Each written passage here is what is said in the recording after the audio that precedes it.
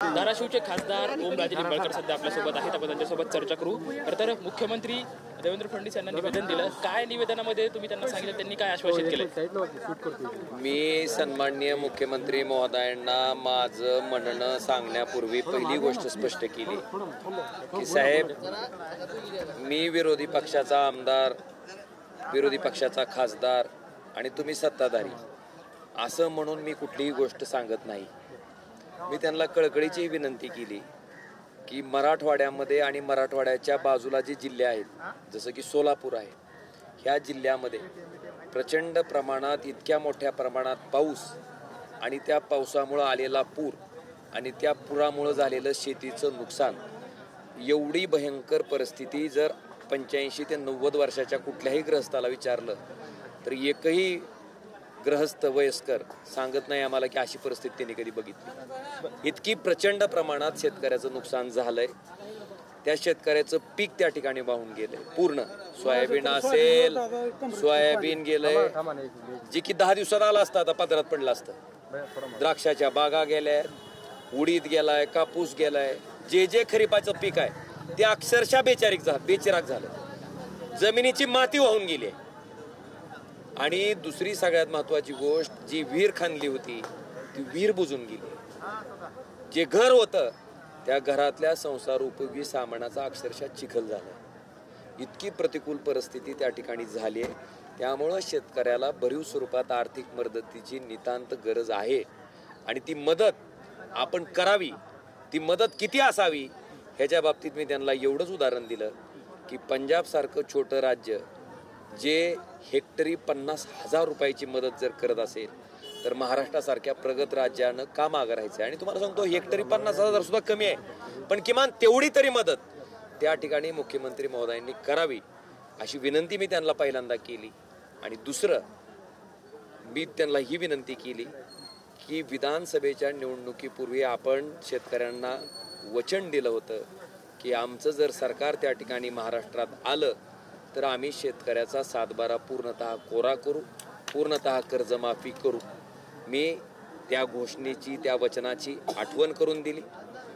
त्यांना ही आठवण करून दिली की तुमच्या शब्दावर विश्वास ठेवून इथल्या शेतकऱ्यानं महाराष्ट्राच्या विधिमंडळात एवढ्या बहुमताचं सरकार पूर्वी कधीही आलं नव्हतं. एवढ्या बहुमताचं सरकार आज तुम्हाला त्या ठिकाणी निवडून दिलंय.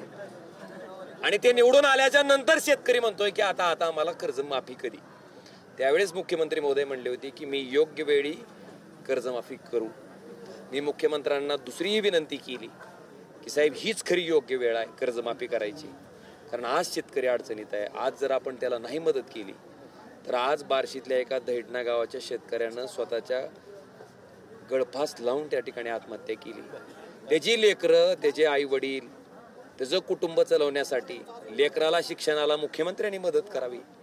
त्यानं बघितलं नाही की सत्ताधारी मुख्यमंत्री आहेत, खासदार विरोधातला आहे का आमदार विरोधातला आहे. आमदार खासदारांनी आर्थिक मदत करावी. इतकी विदारक परिस्थिती आहे.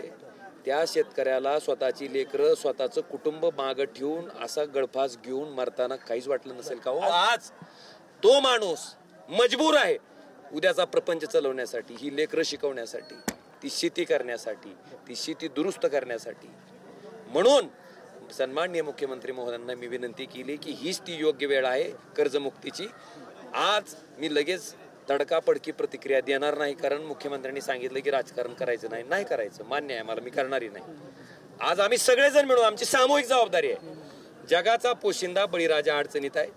आज त्यांचे मंत्री सगळीकडे जाऊन पाहणी करतायत. त्यांना ह्या विदारक परिस्थितीची जाणीव ही पाहणीनंतर येईल. जेव्हा ते मंत्रिमंडळात बैठक घेतील आणि निर्णय घेतील, मी हेही म्हणलं की हा निर्णय घेतला तर लोक तुम्हाला डोक्यावर घेतील. आणि का घ्यायचंय?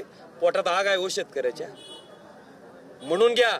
ही विनंती आम्ही त्यांना केलेली आहे. अपेक्षा आहे उद्याच्या निर्णयाकडे काय करतील. आज मुख्यमंत्री खरं तर उजनी गावामध्ये आला, त्यांना भाषण करत असताना काही शेतकऱ्याच्या उद्विग्न प्रतिक्रिया आल्या. दुसरी गोष्ट म्हणजे आपल्याच लोकसभा मतदारसंघातली परांडा गावामध्ये उपमुख्यमंत्री एकनाथ शिंदे यांनी जी मदत आणली होती, तिथल्या शेतकऱ्यांनी ती मदत नाकारली. मी तुम्हाला एवढंच सांगतो की समजा तुम्ही शेतकरी आहेत, तुमचं शेत आहे 2 एकर 4 एकर, त्या शेतातलं पीकही गेलंय, माती बी गेली, विहीर बी बुजली, जनावरं बी वाहून गेलेत. आणि तुमचा सगळा उदरनिर्वाह त्या शेतीवर आहे.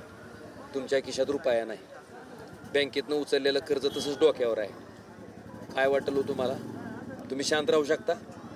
तुम्ही संयम ठेवू शकता? ठीक आहे, उद्विग्नता आहे शेतकऱ्याची, ती भावना आहे. तुम्ही त्याला राजकारण म्हणू नका. माझी विनंती आहे त्यांना की ही भावना आहे. त्या शेतकऱ्याला मदत करायची जबाबदारी आहे आपली आणि ती भरीव स्वरूपाची असावी. मला वाटतं रडक्याचे डोळे पुसण्यात अर्थ नाही. त्याला आवश्यकता भरीव मदतीची आहे. तुम्ही एकरी 3400 आणि 3500 रुपये देऊन त्याचं काहीच होणार नाही. आमच्यात सोयाबीन काढायला चिळं लागते, त्याला तडवट म्हणते, ती सुद्धा येत नाही 3400 रुपयात आम्हाला. सोयाबीन काढायचा एकरचा भाव आमचा 6000 रुपये आहे. तुम्ही 3400 देऊन कुठं उदबत्ती लावूया आम्ही त्याची? आणि म्हणून त्या उद्विग्नेतनं शेतकऱ्यांनी दिलेली प्रतिक्रिया आहे. आपण त्याला राजकीय भावनेतनं घेऊ नये ही माझी शेतकऱ्याच्या वतीनं त्यांना विनंती करतो. आणि ही जी मदत आहे ती भरीव स्वरूपात व्हावी, कर्जमुक्ती व्हावी, ह्या प्रमुख आमच्या मागण्या आहेत. आमचं लक्ष आहे उद्याच्या मंत्रिमंडळाची बैठक आणि त्याच्या निर्णयानं. तर एकनाथ शिंदेने आणलेले साहित्य लोकांनी तुमच्याच मतदारसंघाच्या परांड्यामधल्या लोकांनी नाकारले, ते परत पाठवले. मला वाटतं हीच भावना आहे लोकांची, हीच भावना आहे लोकांची. परिस्थिती उद्विग्नता कसं असतंय, तुम्ही आम्हाला निवडणुकीपूर्वी म्हणायचं की आमचं सरकार आल्याच्या नंतर तुम्हाला आम्ही पूर्णतः कर्जमाफी देऊ, आणि निवडणूक झाल्याच्या नंतर जर तुम्ही हम आपके हे कोण म्हणल्यावर मग शेतकरी काय करील? काय करील? ती प्रतिक्रिया आहे, स्वाभाविक प्रतिक्रिया आहे. तुम्हाला फसवलं गेल्याची भावना झाल्यावर तुम्ही काय कराल? आपण त्या शेतकऱ्याच्या जागा असून आपली फसवणूक झाली हे लक्षात आल्यावर आपण गप्प बसू का?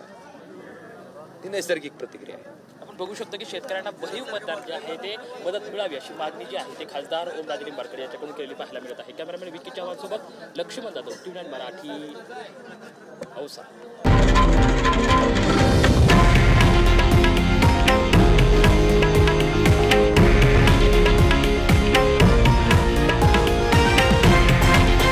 हे आहे देशातील नंबर 1 न्यूज नेटवर्क आणि आपण पाहत आहात TV9 मराठी, एकमेव.